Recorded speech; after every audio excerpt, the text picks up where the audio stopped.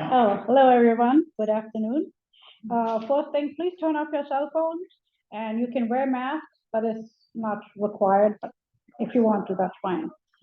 So, welcome to the San Mateo Arboretum monthly seminar. Today's seminar is on how climate change is changing our plants with Frank Niccoli right here. The seminar will last approximately 90 minutes and will be recorded.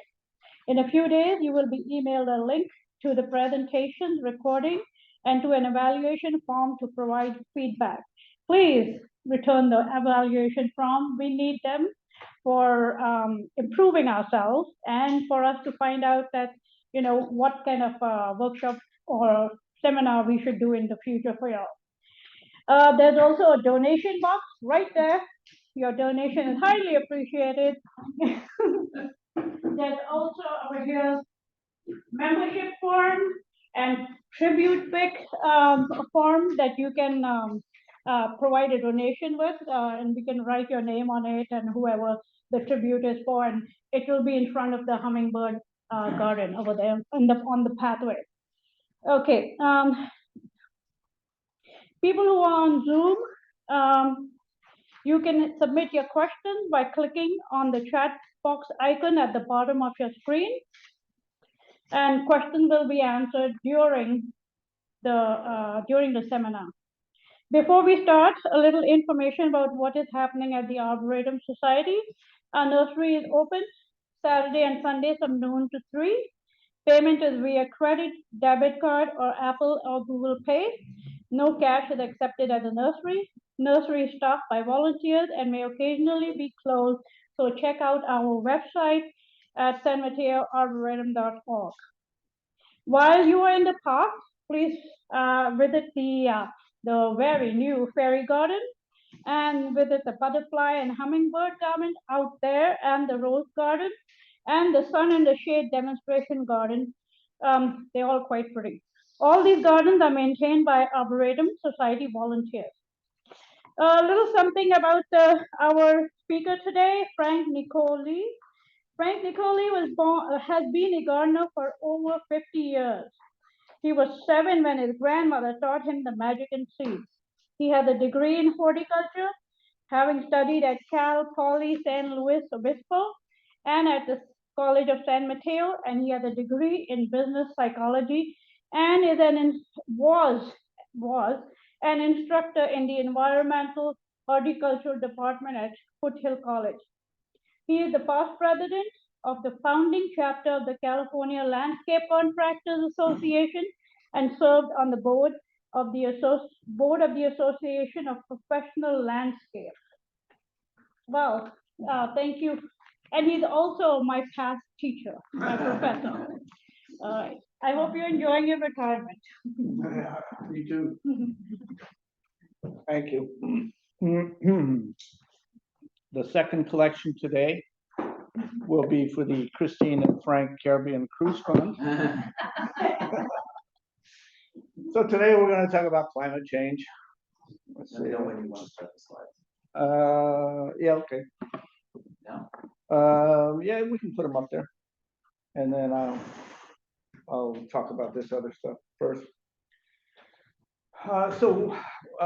One of the things that we need to understand first about climate change is that it is anthropogenic, which means you guys are causing it. Oh. Yeah, the blame is squarely on you guys. And when we talk about climate change, there is not one factor that's driving this whole thing. We're seeing fire driving it, urbanization, urban heat islands. We have a ton of urban heat islands. We don't have enough green space. Everything is blacktop and concrete. Biodiversity has decreased significantly. Deforestation. We don't have habitat corridors anymore. They're gone. So destruction of habitat corridors. And we're noticing that the plants are moving. We know the plants are moving because plants that used to grow very well in this area don't grow very well here anymore. If you want to see what the plant palette will be in about 50 years, go down to Los Angeles, because that will be our plant palette. Quercus agrifolia in this area will probably disappear. It's moving up. A lot of the plants are moving up into the higher elevations just because it's too hot for them. So we are seeing some significant plant migration. And that's also a very controversial subject because there's a lot of people that are saying that we should begin migrating the plants in now. And there are others who say, no, we can't do that because we're tied to a palette of plants that have been here for 250 years. Well, 250 years ago, we didn't have this climate change. And so we have to start thinking a little bit more out of the box. In fact, we can just throw the box away. Invasive plants do much better when it's warmer than cooler weather. So we're seeing a significant increase in invasive plants. The speed of change is faster than the evolution. And when I say that, I mean evolution of not only the plants themselves, but all the pollinators and all of the insects and birds, etc., that depend on that plant. So you take Quercus agrifolia I mentioned earlier. There's 237 species of insects that depend on Quercus agrifolia. If it goes away, what happens to the insects that depend on it? They go away too. And so what I'm going to do today is talk about climate change. Well, there's me. I know. And I'm going to talk about it in terms of what is going on with our insects, what's going on with our bird species, and what we can do to fix that. I want to get one point across before we get into the slideshow, and there'll be about 2 minutes before I get into that slideshow.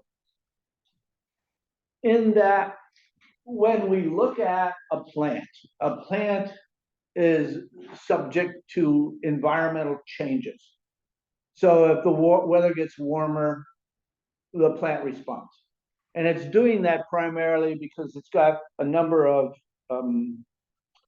structures within it. And it also uses what are called phytohormones. There's 7 phytohormones that are out there that the plant uses. But the two I want to kind of focus on is abscisic acid, which causes the plant to lose its leaves.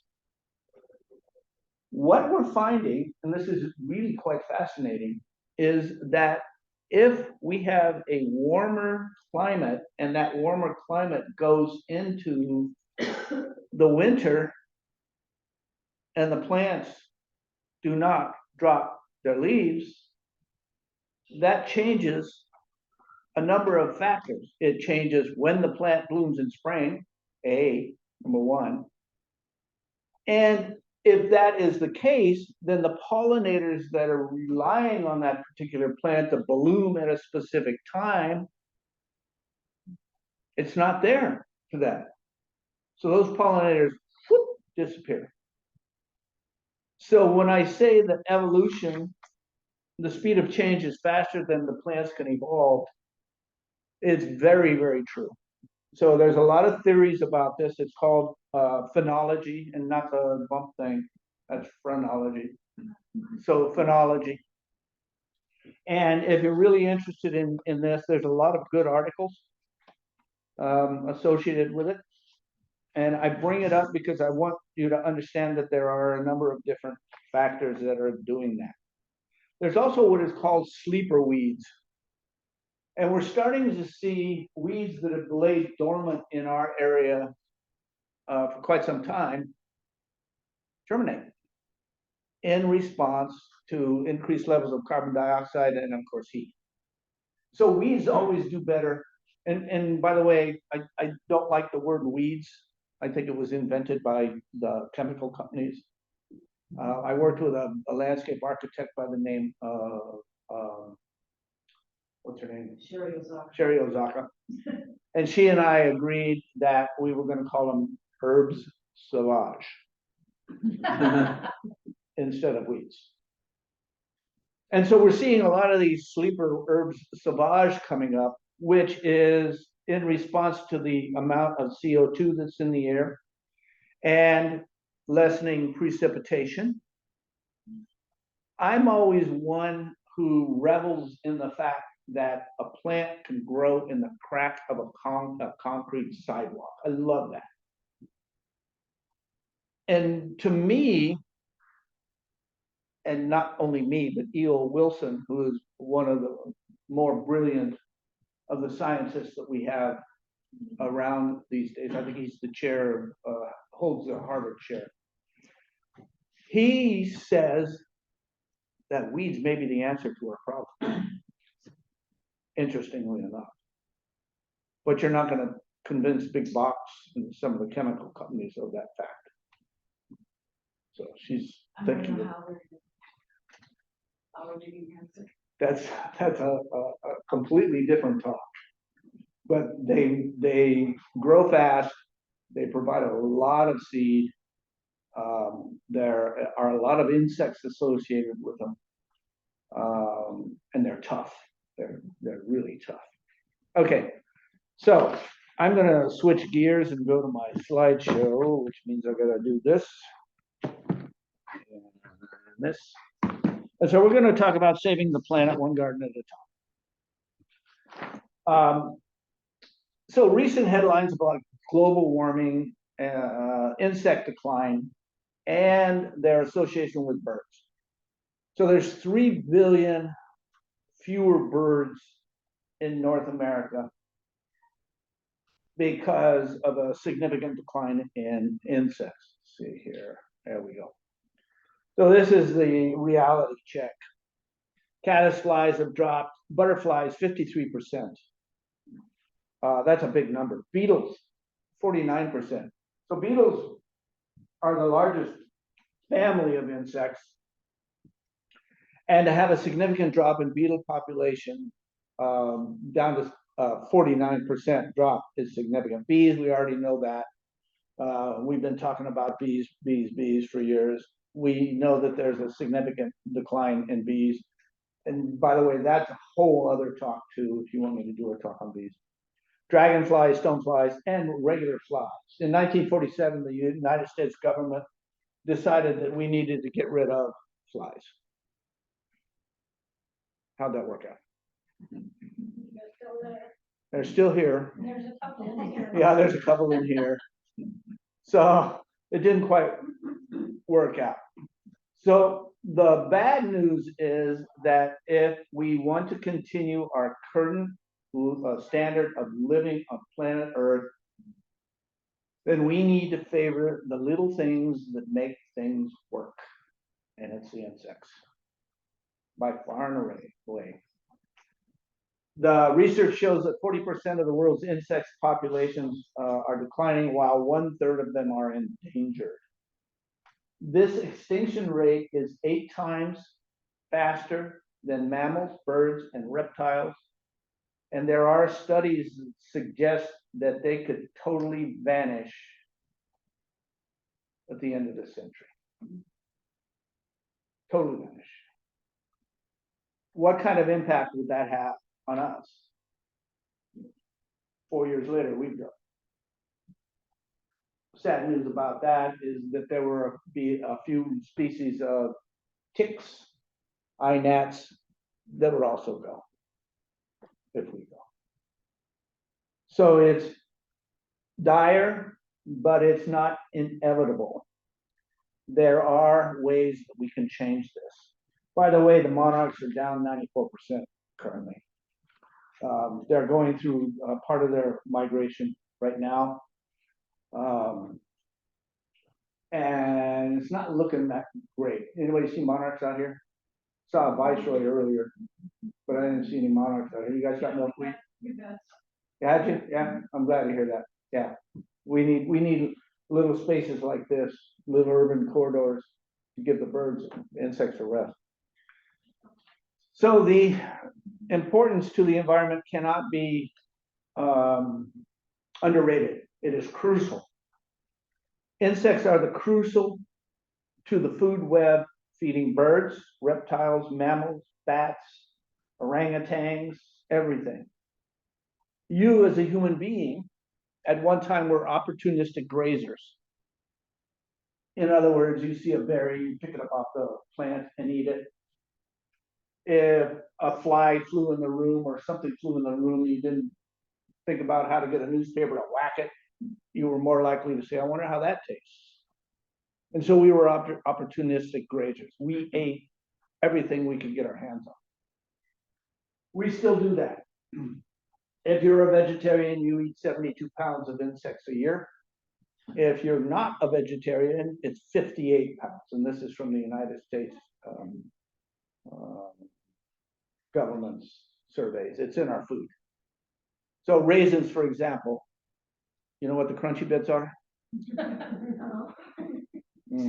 Yeah. Insects are so much more than food. They are pollinators. They churn the soil to keep it healthy. When we talk about pollinators, it's $577 billion a year in pollination services to our crops. That's a huge number. In other words, we would have to spend $577 billion to do exactly what these pollinators are doing.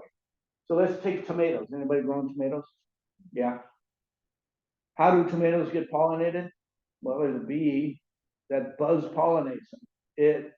Tomatoes are stingy. They do not want to give up their pollen. So the bee has got to get in there and buzz it, and then it releases its pollen. So insects do that. Dung beetles, $380 million a year in the United States alone. If we didn't have dung beetles, we'd be up to our eyeballs in dung. They break down manure, they churn radiant soil, so we need them. If we don't have insects, we see yields dropping on all the crops. Organic gardeners, there are many organic gardeners who say that organic gardening and the food that comes out from organic gardens tastes better, and for a specific reason. So if I'm a plant, I can't move. I'm essentially a castle. And if I get attacked, I can't run away. As a plant, I form these chemicals called defenses, and I don't have these defenses all the time because it takes a lot of metabolic energy to develop those things. So if I get attacked by an aphid, I change myself chemically to ward off that attack. And there are a lot of organic gardeners who say, that's why organic food tastes so great, because you're allowing a lot of the insects to attack. If insects continue to decline, it's going to significantly affect the food chain. So we have the sun there. It grows grass, which is a producer. There are insects out there who are primary consumers, the grasshoppers. The birds eat the grasshoppers, and then the fox eats the bird. So it's a chain. And we need more bugs because these guys are declining significantly. They're crucial. We as human beings eat about 2,000 species of insects as food, but I'm not going to focus on that. Insects do a lot for us. They're pollinators, they're rototillers. Insects pollinate more than 75% of global crops. So they're extremely necessary. If we looked at the services that they provide, we can look at the different orders of insects and we can see what they provide for us. So ants, everybody loves ants, right? Well, if it wasn't for ants, we wouldn't have formic acid. Anybody wear a perfume? Formic acid is a primary component of most perfumes.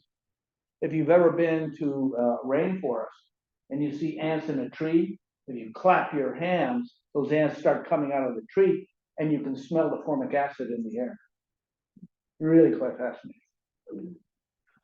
Hymenopteras, Coleopteras, Lepidopteras, Dipteras, the beetles or the termites, dung beetles, all of these insects provide a service for us. And we need to understand this so that we understand how we break this cycle. We, of course, don't pay homage to this character. There's an excellent TED Talk that I'd like you to go watch, specifically on the dung beetle. This thing is way smarter than we are, and it has a brain the size of a grain of rice. It's smarter than we are. It knows how to navigate. It knows how to keep itself cool. It knows way more than we do. I'm stunned. We're seeing global hunger rise after declining for a decade. A lot of that has to do with a lot of the global wars and such we have right now. But we have fewer insects, we have less food, no doubt about it. 80% of our crops rely on pollination. We're still trying to figure out what is causing all this mess. We know that climate change is part of that mess, but there's other parts of that, and we don't know exactly what the percentages are. You know, as people, we like to nail stuff down. Pesticide use has, believe it or not, declined 4% this year, which is a good thing. When we look at the insects, the demise of these insects cannot be attributed to a single cause. Nitrogen overloading from sewers and fertilizers has turned wetlands into dead zones. Artificial light. If you take anything from this seminar today, look at the light that you have on your front porch. How bright is it? If it's more than 25 watts, what are you attracting? Moths. Moths are night feeders.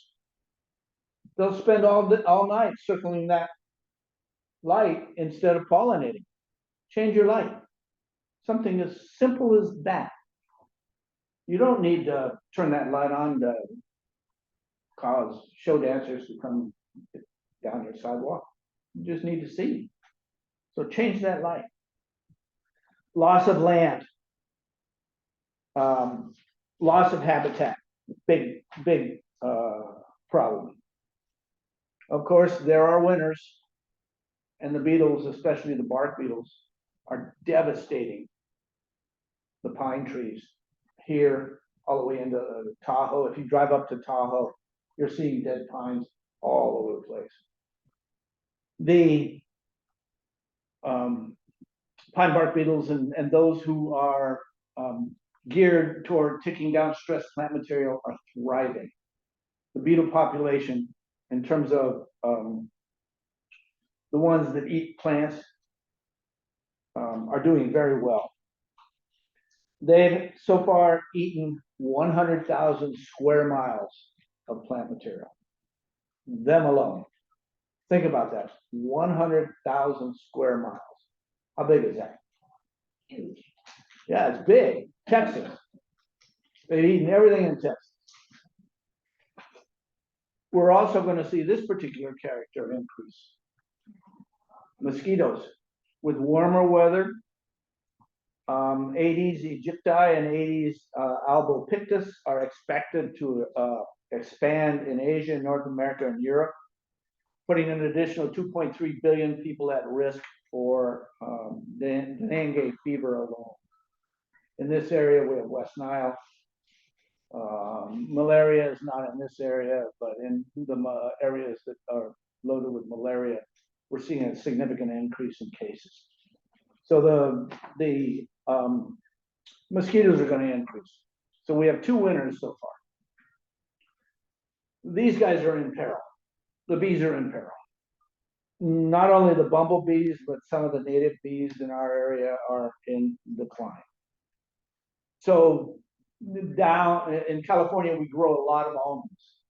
That is a dead crop in terms of insects. We truck the bees in from North Carolina. Anybody ever have jet lag? Can you imagine what a bee feels like after 5 days on the back of a semi truck and then you're released to pollinate almond fields? It never used to be that way because the almond growers would interplant pollinator plants so they would have bees all year round. So a can a week is all we ask. You as a consumer drive that. Cut down on your almond use and send a message to the almond growers that they need to start using sustainable practices to increase the pollinators in those fields. If you look at a map of almond fields, they're huge. They do threaten global food security. So this is an Atlas moth. We're seeing a decline in butterflies and moths to the point where it's 1.6% a year. So in 20 years, we're at what, 26%? That's a big number. So the monarchs are fluctuating. The migratory monarchs are on the global endangered species list. These particular characters are declining. So we have in this photograph, we've got a female golden stag beetle. Let me get my pointer here. That's this one here. We have a rhinoceros beetle here, a long-nosed beetle here, a cowboy beetle right there, and then another species called the metallic beetle. So these particular insects are declining. And since the beetles are doing so much for us as human beings, they can't decline. Freshwater insects are on decline. Around 10% of the damselfly species are in decline. 11% of dragonflies, and this is getting worse. And it's primarily due to water pollution and chemicals that are in the water. Losses beyond the insects. As insects go, so go their predators. Baby birds cannot eat seeds. They've got to eat soft-bodied insects. Since 1970, the number of birds in the United States and Canada have fallen by 29%, or 2.9 billion birds. And that is directly tied to fewer insects in the world. Part of it is due to insecticide use. Part of it is due to nature eroding away. We're losing the limbs and twigs of the tree of life. We're actually tearing it apart. And so that needs to change. In terms of a conservation scenario, this is a big kitty. And it has a relationship with this because this eats this. And what does kitty eat? The peccary. So we are seeing a decline in our food chain. And that is due to what is called specialization. This peccary only eats palm tree nuts. Of course, kitty will eat just about anything. But its favorite food is the peccary because there's a lot of protein there. The soil food web always starts with plants, especially the specialized soil food web. And I want to talk about that today and how it's affecting our planet. So where does specialization occur? Does it occur in an exotic rainforest? Does it occur with odd species of plant material? You want to know what the answer is? Your garden. Your garden is where specialization occurs. And that's what we're going to focus on today, your garden, and how you can change what is happening one garden at a time.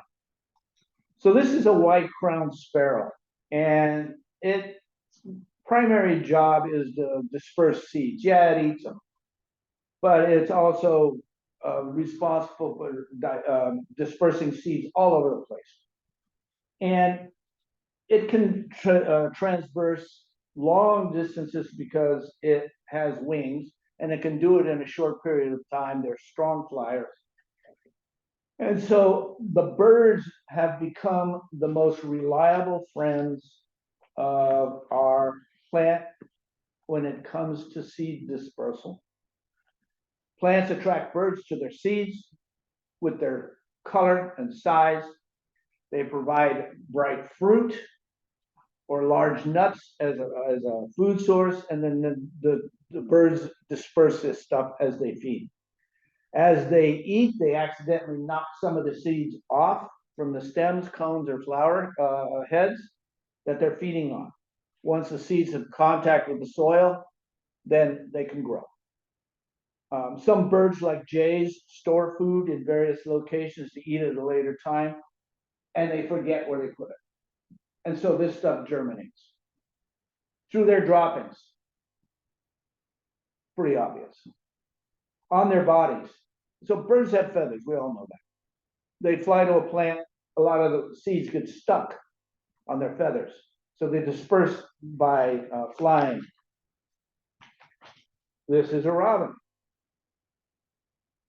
Caterpillars are one of the insects that robins love eating.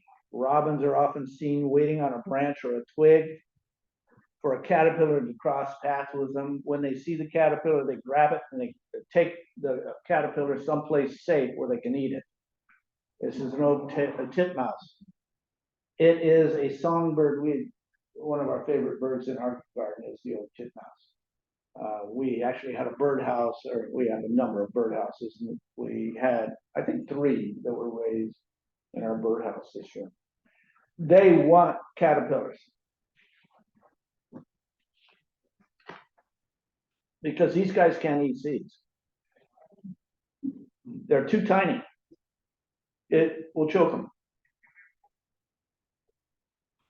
If you think being a bird is easy, I'm going to give you a scenario of how hard it is to be a bird.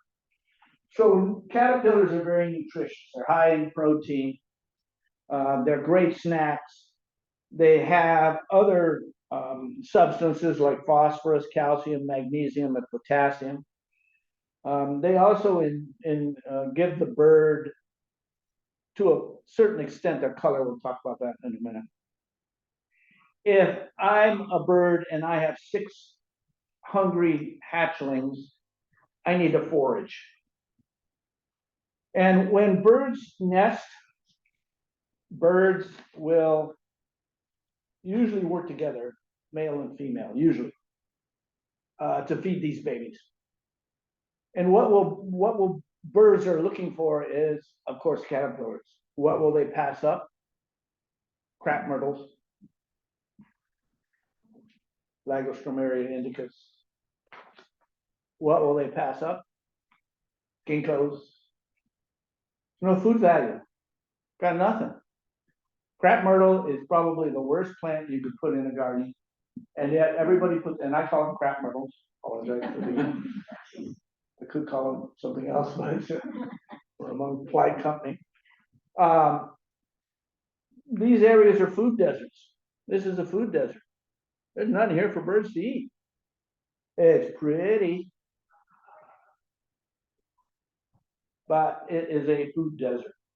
Here in North America, about 80% of suburbia is landscaped with plants from Asia. Yes.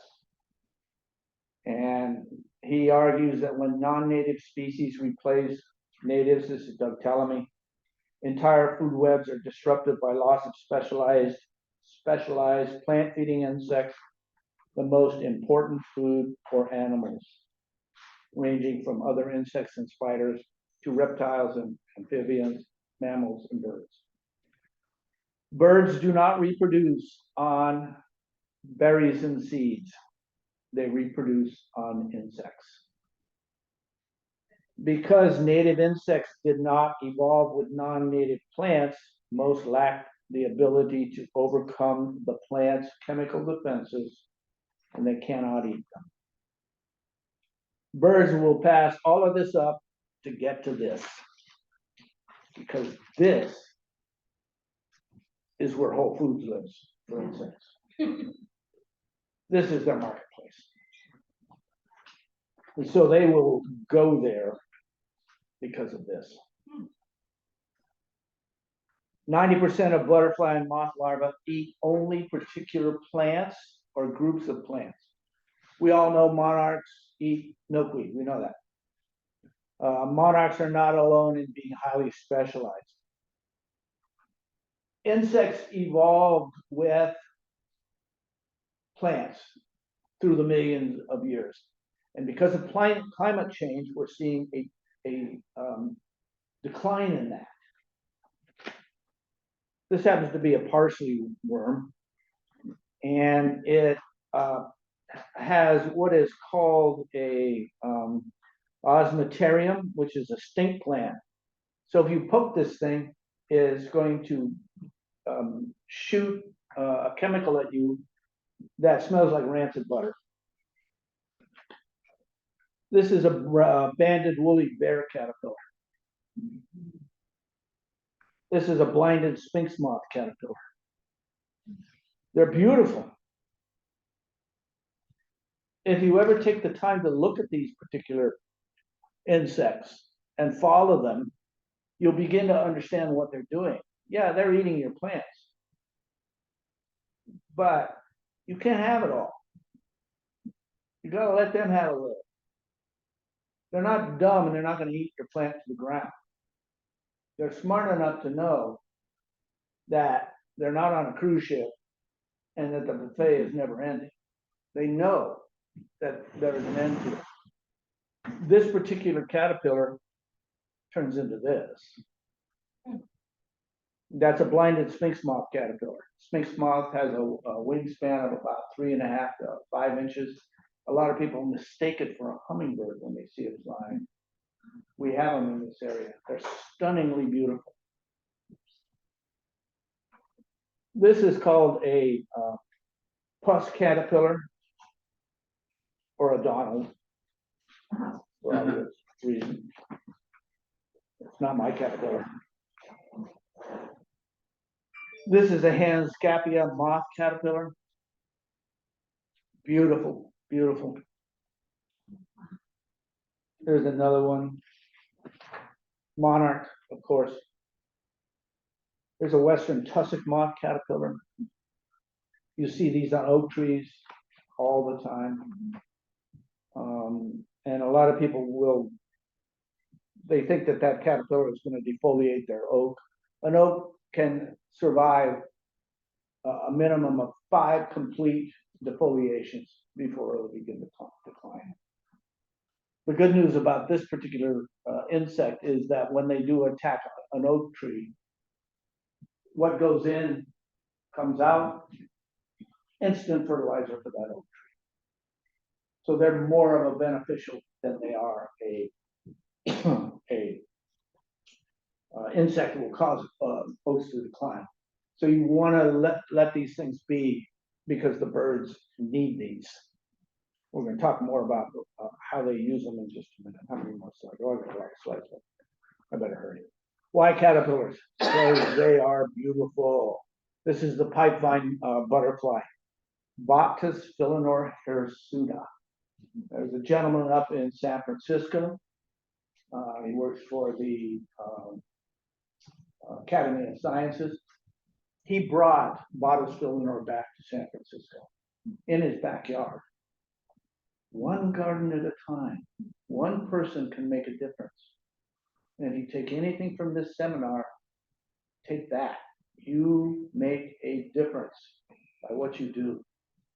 This is a Genistra moth caterpillar. Anybody know what a Genistra is? Scotch broom. Everybody hates that plant. But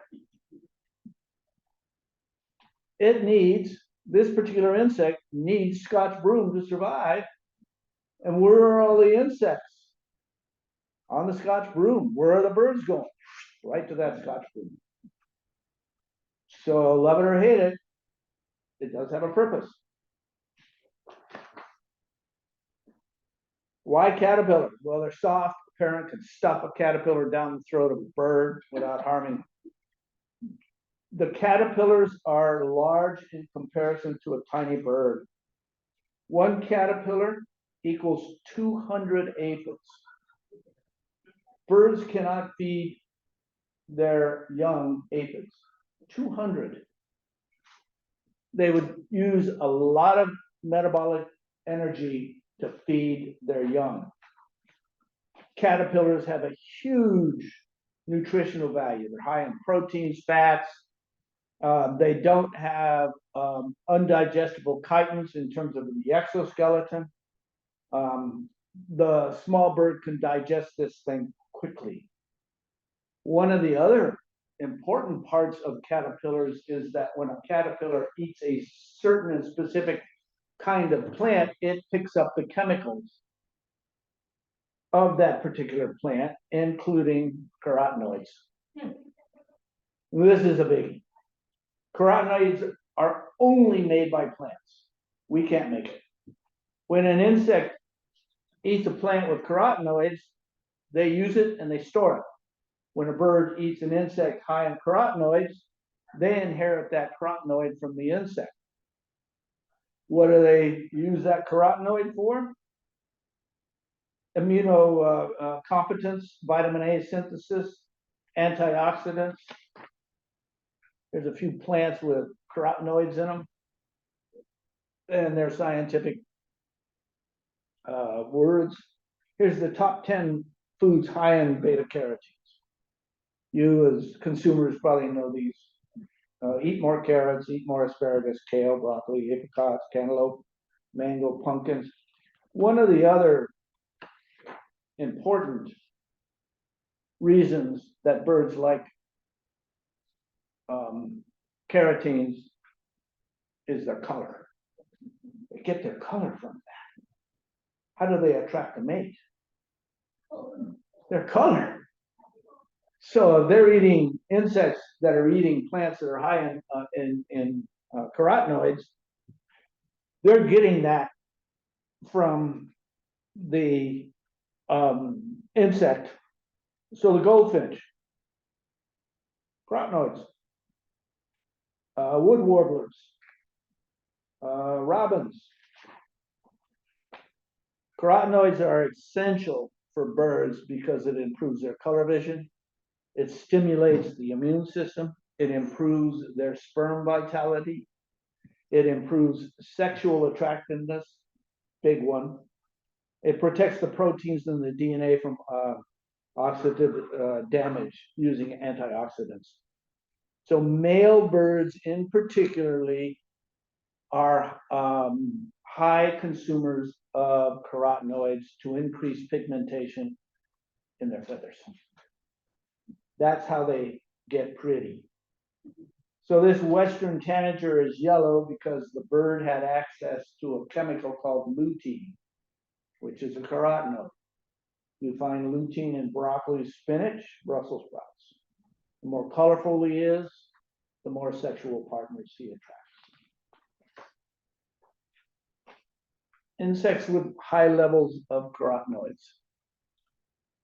The big one we want to look at here is this one. Lepidoptera. 65.25% of Lepidoptera had significantly higher levels of carotenoids than any of the other insects that are out there. Yes, the Latodiaes do, cockroaches, but the birds can't eat them. They can't eat Lepidoptera. Moths and butterflies. So caterpillars are not only essential, or are essential, not optional. They have to be out there. This is a humped green fruit worm. If there's not enough caterpillars, there's not enough birds. So how many caterpillars are enough caterpillars? Let's look at that first. So most songbirds feed their babies caterpillars. A chickadee needs 350 to 570 caterpillars every day. 350 to 570 caterpillars every day. That is 6,000 to 9,000 caterpillars to raise one family of baby birds. That's a bird that weighs about 4 pennies.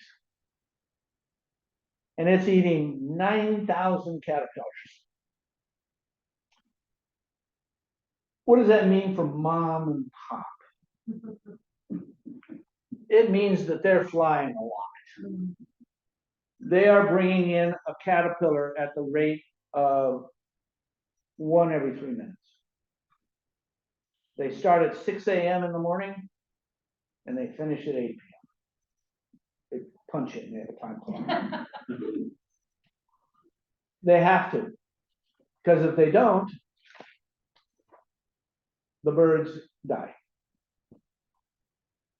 So they are very dependent on species in their area. They need approximately 17 to 22 different species that are subject to caterpillars at a distance of about 150 feet from their nest.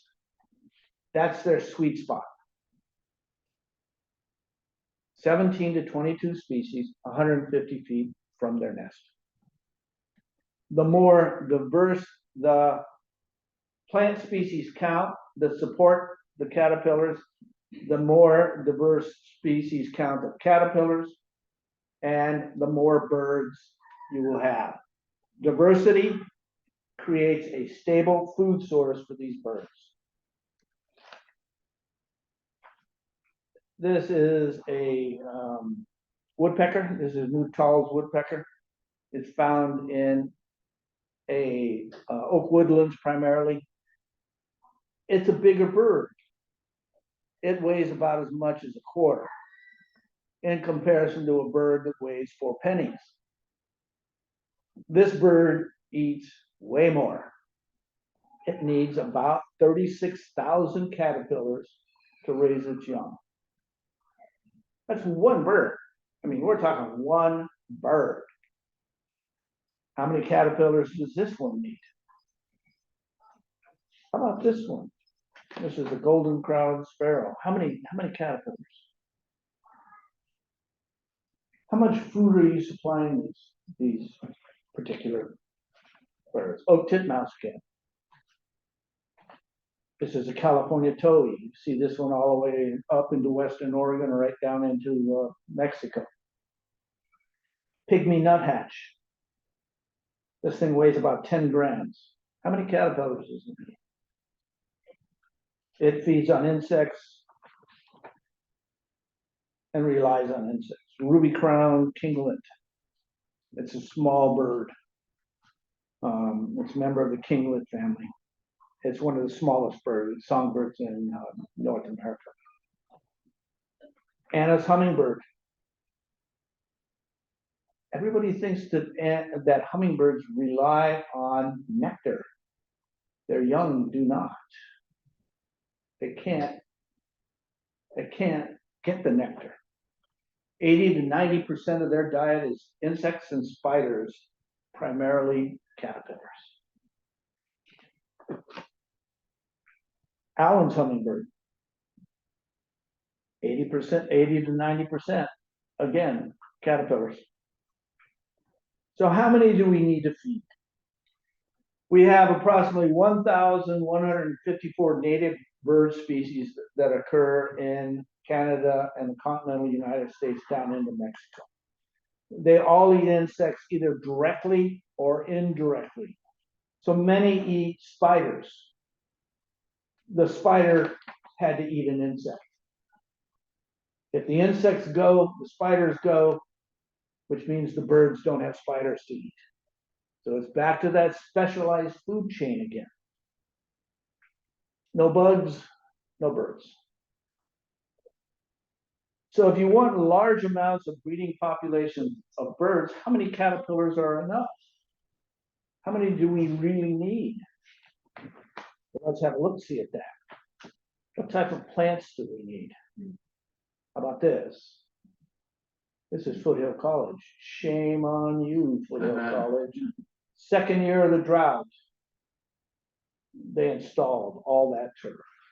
Wow. Second year of the drought. Shame on you, Foothill College. If there's a bond issue that comes up, nay, Foothill College. Use your money wisely. So, butterfly gardens. How do you convince a homeowner to cultivate more bird-friendly gardens? We need to educate them. We need them to understand that that garden is not only for their beauty, it is also for the beauty of those who rely on that habitat. And so we want to get the word out on the types of plants that will work. What about this? Will this work? Pretty good amount of plant material in there. How about this? No, won't work. No insects. This is way better. A lot of diversity, a lot of different plants. So is this. So you need to understand that plants do not want to be eaten. And they use a number of tactics to keep themselves from being eaten, and it changes themselves chemically. That's another talk. But I wanted you to understand that plants develop structures so that they don't get eaten. We know that insects eat plants, and how do they do it? Well, they specialize. 90% of the insects that eat plants can only develop and reproduce on plants in which they share an evolutionary history. They have to come up with that particular plant. So when we look at evolutionary history, we see stuff like this. And you can see these trees all over the place with insects. You can see the evolutionary history of the plants that grew up with them and the specialization on specific kinds of plants. And we know this is to be true. Insects will specialize on 1 to 2 plants that have a similar chemical cocktail, and they develop enzymes to neutralize them. So the monarch has developed an enzyme to neutralize the poison in milkweed. Speaking of the devil. So the milkweed has what is called a cardiac glycoside. If you eat enough of the plant, it will stop your heart. Monarchs don't have a problem with that because they've developed an evolutionary time to be able to eat this particular poison. And they do it in a very specialized manner, and you probably don't know this. When a caterpillar takes a bite out of the milkweed, it causes this latex to form.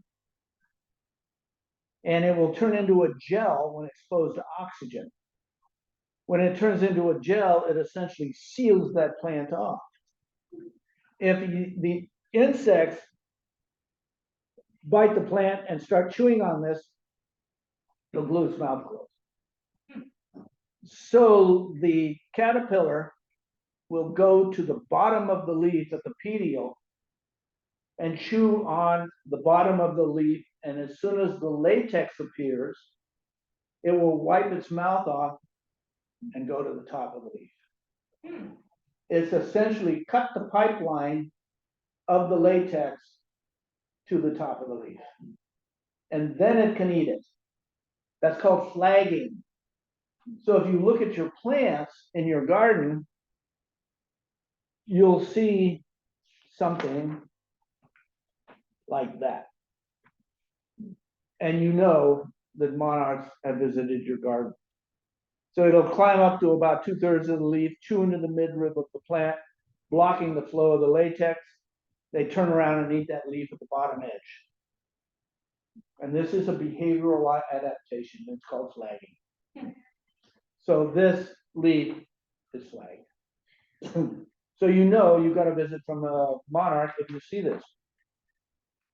Good news, bad news.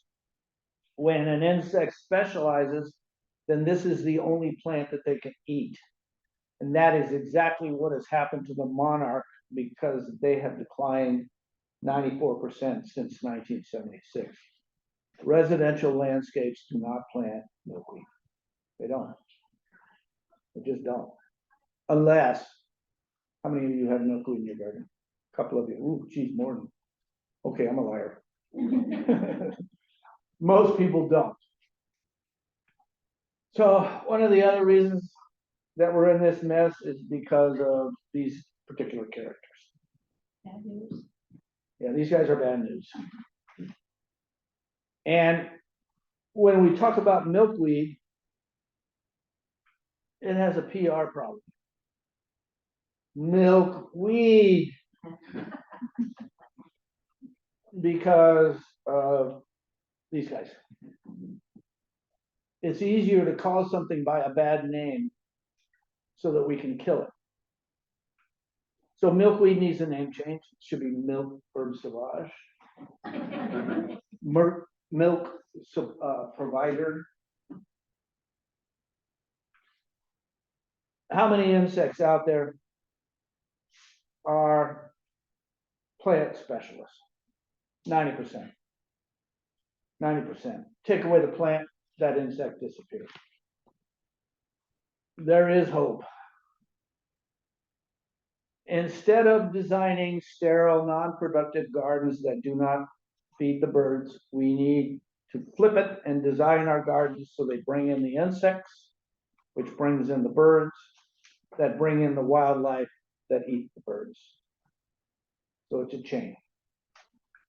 Aesculus californica.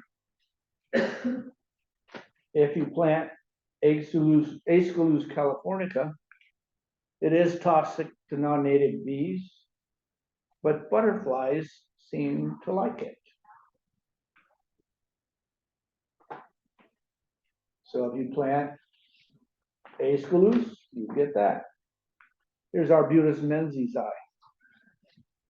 Here's the fruit of this particular plant.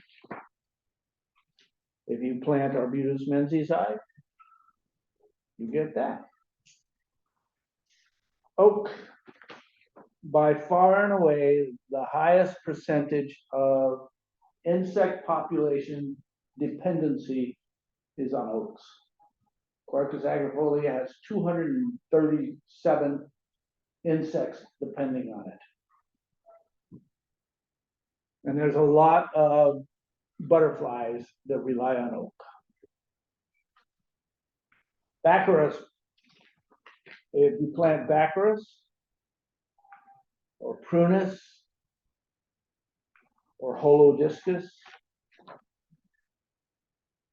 or Rhamnus californica, or even the smaller Rhamnus, Rhamnus crocea, you get this. This is a pale swallowtail larva. It grows up to be this. I think there was one flying around this garden when we were sitting outside. It was either that or a viceroy. If you grow this, and a lot of people hate this plant, this is a Funiculum vulgare. It grows in disturbed spaces. You see it a lot on roadsides where they've trenched or done some work. You plant that, and you get this, which turns into this. So this is Papilio zellicoum, which is the anise swallowtail. Stunning. Aristolochia californica. You plant this, which will attract this, and you'll get this. This is the mission blue. There's a number of us who are trying to bring the mission blue down onto the peninsula, but we need to plant pipevine, and pipevine is big. If you go up to Stribing Arboretum and look at the pipevine, they planted one plant and it's everywhere. It is everywhere. I mean, it's miles. Have you been up there? Stunning, stunning. Lupin. This happens to be Lupinus bicolor, beautiful flower. You attract this, which is the orange sulfur, which turns into this. You start seeing this one flying around right around May or June. Eanthus, the common sunflower, will attract this character, which will become the bordered patch butterfly. Mimulus aurantiacus, sticky monkey flower, will attract this character, Chalcedon checker spot, which grows up to be this. Beautiful. Paintbrush. Am I showing you ugly plants? No. No. These are plants that need to go in your garden. Not only for the diversity that they provide, but for the beauty that they give to us. This is the paintbrush larva, and this is the adult. This is Leonera checker spot. Gorgeous. This is another checker spot, Closine pala. It grows up to be this. Beautiful, beautiful, beautiful. Okay, controversial, bull thistle. Firefighters hate it. But in our urban gardens, you get this, Lyciotis, which turns out to be this. This particular butterfly is only attracted to this. So a little controversy, but it might work. Astrochilensis, another California native, beautiful plant, will attract the field crescent larva, and you get the field crescent butterfly. This is Urtica, which attracts this Polygonia satiris, which turns into the angel wing.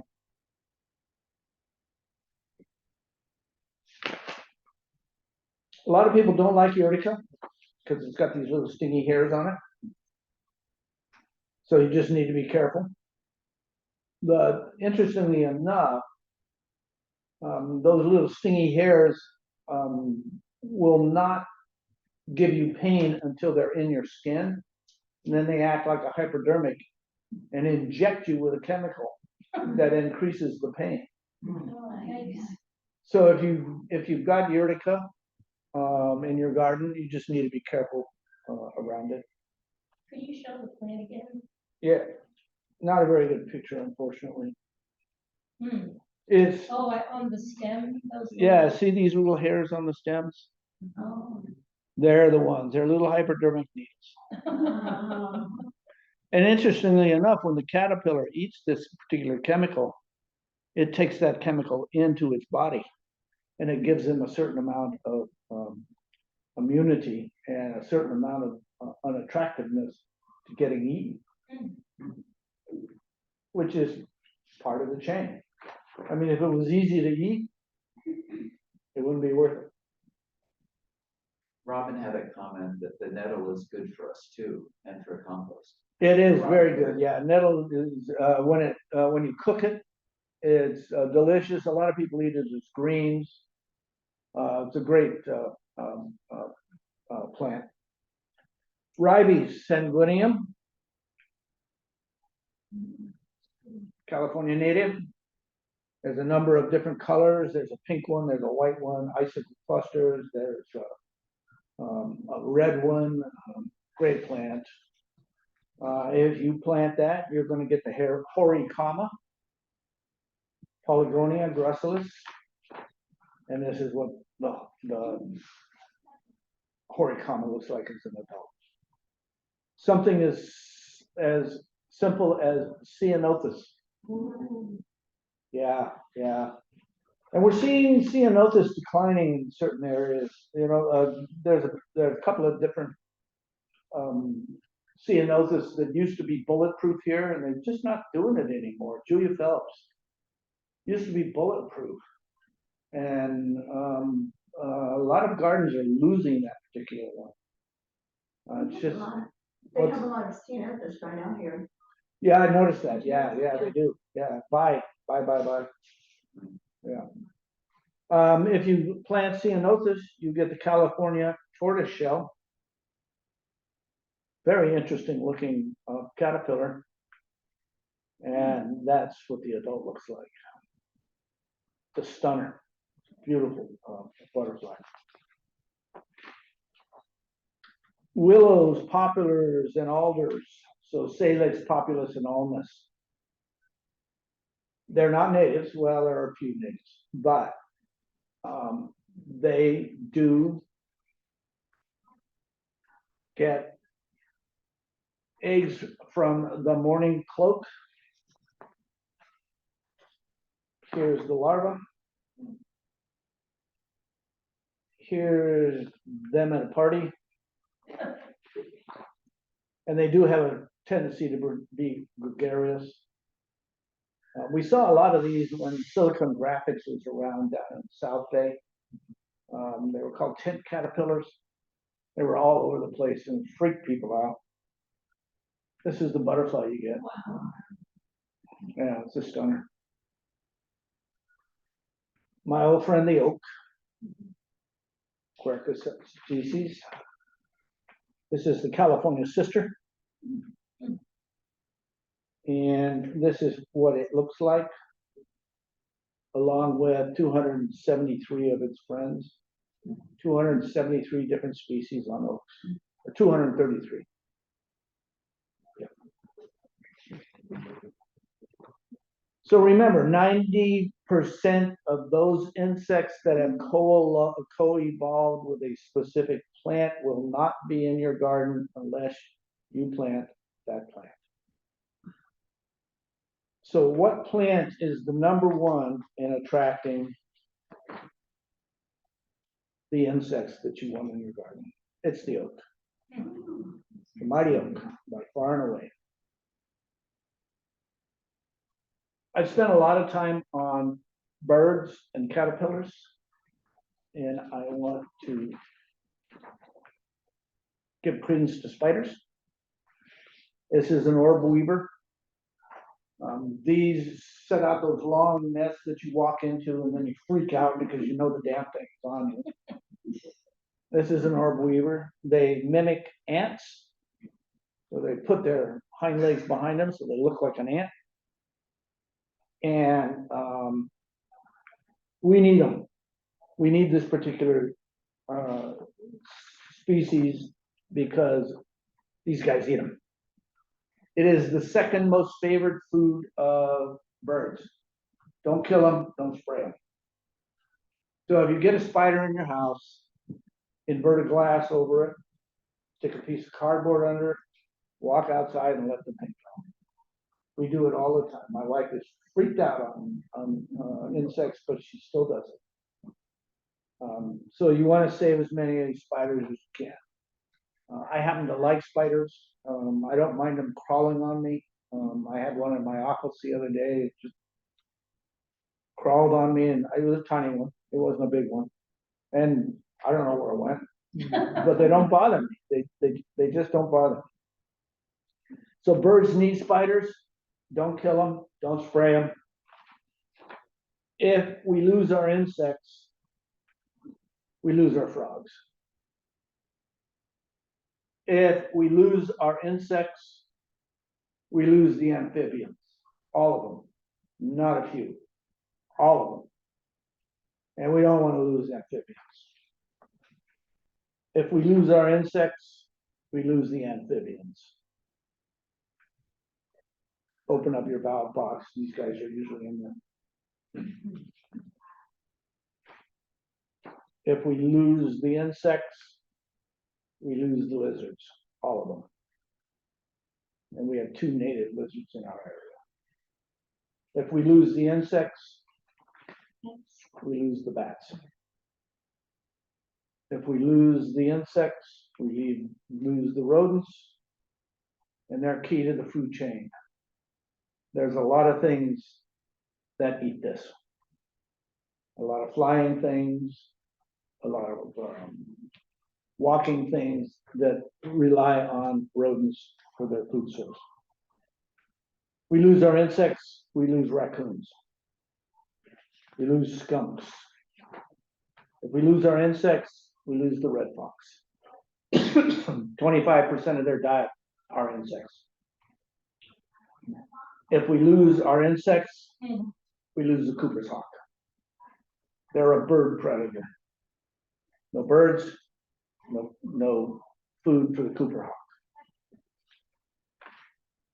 If we lose our insects, we lose the garter snakes. They eat what eats insects, frogs, lizards, toads, birds, rodents. They rely on them. If we lose our insects, we lose biological diversity. Goes away.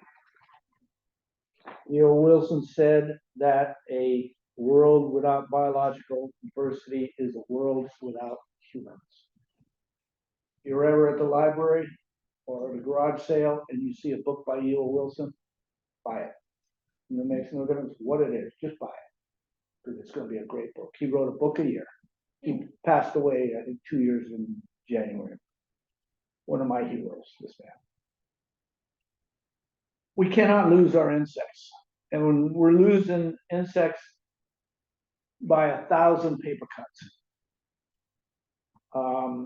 they're falling at frightening rates. They're tearing apart the tapestry of our life.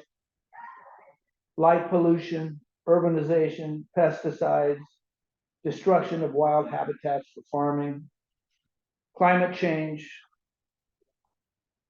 are threatening our insects. Insects are susceptible to drought because they're all surface area, they have no volume. They desiccate to death in an hour with really low humidity. Insects are the little things that run the world. This is an excellent book by E.O. Wilson. I highly recommend it. This is kind of a snapshot of where we are. This is 2020. So we're seeing a lot of the waterfowls thriving. They're up 1,076%. We're seeing a lot of the ducks up, the water birds up, forest birds down, arid land birds, eastern forest birds, sea ducks, shorebirds grassland birds. 67% are at a tipping point. This should be a scary slide. It should be a slide that makes you think. At a glance, 3 billion birds lost. 1 in 4 breeding birds have been lost in the United States and Canada in the last 50 years. 1 in 4. 70 tipping point species of birds are in the United States alone. There are 70 species that collectively have lost 2/3 of their population in the past 50 years, and they're on track to lose another 50% in 50 years. This is a scary statistic. There's downward trends across the boards.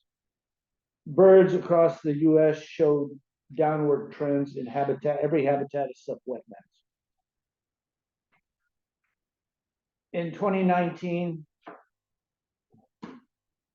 we saw 303 species in North America declining. And since 1970, we're seeing birds hitting a tipping point. These tipping point species are high priorities for both science and conservation because of their high vulnerability to extinction. And so when we see these birds, we need to favor plants that favor them. The Migratory Bird Treaty Act,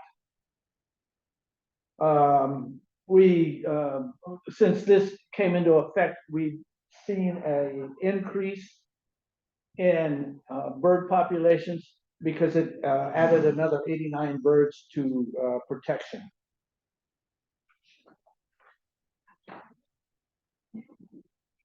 Birds are sharing the same ecosystem that we share, and they're an indicator species. They are truly the canary in the mine.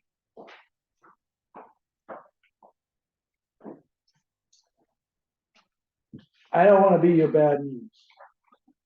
I'm really not trying to fill up your bad news cup. But these invasive plants are destroying the natural areas we need for diversity. We need to start planting more oaks. This is a photograph of an oak species that is on campus. How many caterpillars do you see? How many? I don't see any. You see any caterpillar damage? I'm going to highlight this. You see any caterpillar damage here? Nothing. There's another one right here. It's full of caterpillars, but you don't see the damage. How many caterpillars do you see on this? My friend, the crab myrtle. I actually looked at this particular plant, and there was one caterpillar on it, not one species of caterpillar, one caterpillar. It probably got there by accident and probably didn't survive because there was nothing for it to eat. It wasn't eating. I actually lifted it off of this and put it on a plant so it could feed. So, you know, one caterpillar at a time. I'm going to start wearing a cape. So these are the top 15 woody plants for caterpillars. These are the keystone plants. This is what we need to see in our gardens. That number is how many species of caterpillars are attributed to those particular species of plants. So interestingly enough, prunus, 456. Who knew, right? Oh, top of the pile. Even down to rubus, raspberries, 163. Crataegus, pines. These are all doable plants. Vaccinium ovata, great plant. Put one in your garden. Betula. Did you know that there's a dwarf betula? I have one. Trots dwarf. TROST apostrophe S dwarf. It's about this tall. Been in my garden since 1991. So plant one. You don't need a big one. If you want some more information about this stuff, go to the World Wildlife Federation website. And they have a lot of information about what I was talking about today. Okay? Questions, concerns, problems, issues? Yeah. I know you said oak have a lot of caterpillars. There are so many oak trees. There are. They're all growing taller and taller and taller. I mean, how do you maintain the height of the tree? Because it just goes taller and taller, and then the view of your house goes like around my view. There's smaller oaks that you can plant. Could you repeat the question, Frank? Really? Oh, yeah. Oaks keep getting bigger and bigger, and most oaks are too big for a normal garden. But there's smaller oaks that you can plant, and you can prune them to keep them smaller. So learn the proper pruning techniques to keep some of these plants under control. You probably won't get the 500 or so species of caterpillar or the 300 species of caterpillar, but you're going to get some. And if neighborhoods would figure this whole thing out and get together and plant so that we would have wildlife corridors, we could solve this. It's one garden at a time. Definitely is. Any questions online? You referenced the dung beetle TED Talk. Was that by Marcus Byrne? I believe so, yes. Yeah, We'll put that in the chat. yeah, it's a great TED Talk. TED Talks are fabulous. There's a number of different TED Talks on insects that are just amazing. Oh, there's me again. Scary. Ooh. Anyway, I appreciate your time today. I hope you learned something. Yes, Pat? Are there some smaller plants to follow up on the oak issue? Like, I know you showed some like the ribis and aster, so some more manageable plants that most of us don't, have space for an oak, even a small one. Correct. Yeah. There's quite a few plants that that will get caterpillars, insects. I have a big list. If you send me an email, I'll be more than happy to send them to you guys, and you can get them out to everybody. Lots and lots of plants, hundreds. Okay. Yeah, too numerous for me to enumerate here, but there are quite a few. And if you look at plant material, if you start looking closely at the plants, you're going to start to see caterpillars. Right now, you're seeing a little white moth flying or a butterfly flying around. It's actually laying eggs. It's called a silvery skipper. It flies around in June, July, and August, and it's laying eggs now. It was on my bok choy, I know that. So I had little interims on my bok choy. So yeah, start looking in your garden a lot closer. Get a loop. I always carry a loop. I was using one earlier in the garden today. It's a jeweler's loop. Costs you about $5 on Amazon. Worthwhile. You want to see what is going on in Wild Kingdom in your garden. So get a loop. Robin Carey has a question on the web. Okay. Is it important? Not necessarily. It's all about diversity. You don't need a critical mass. Whatever the plant develops in terms of foliage is going to develop a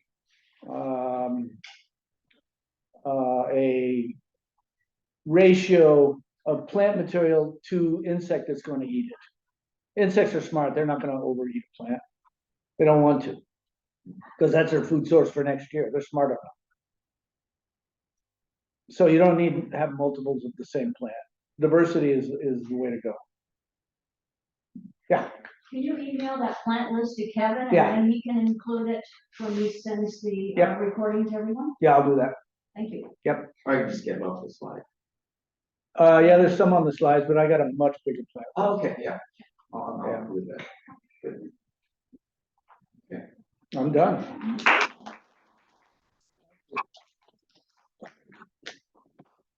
Thanks, Frank, for that extremely depressing talk. We are going to, anyway, hopefully we will learn something from this and do something to improve the butterfly population of our neighborhood. Once again, just to remind you, you will be getting a link in a few days with a PDF of the seminar along with the evaluation form. Please return the evaluation form. We need them. Thank you so much for it.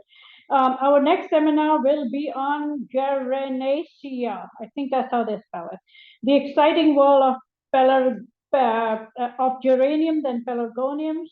How do you say Geranaceae? Is that Geranaceae, yes. Geranaceae? Okay. So it'll be on September 8th by Robin Perrer, and I believe she's quite well known. She has appeared in numerous magazines and newspaper and written many articles on the geranium family. Do you know her? I do know her, yes. Oh, okay. A Plant Lover's Guide to Hardy Geranium, which was published by Timber Press in 2016. You can register for this class online at sanmateoarboretum.org. Please become a member of our society. You will be getting, if you do become a member, you will get discounts at different nurseries in the city and workshops over here, and 10% discount at the nursery at the Arboretum. We also have a variety of volunteer opportunities in the greenhouse and the educational committee, and we would love to have a new team member. 1, 2, 3. And all the people on Zoom. Thank you so much. We would love to have you as a volunteer. Thanks to Kevin, our president, for technical support, and thanks to Pat and to Sue. She's our chairperson for the education committee. And thanks to Pat for her fairy garden venture. It was so beautiful. Program is now closed. And thank you so much for coming.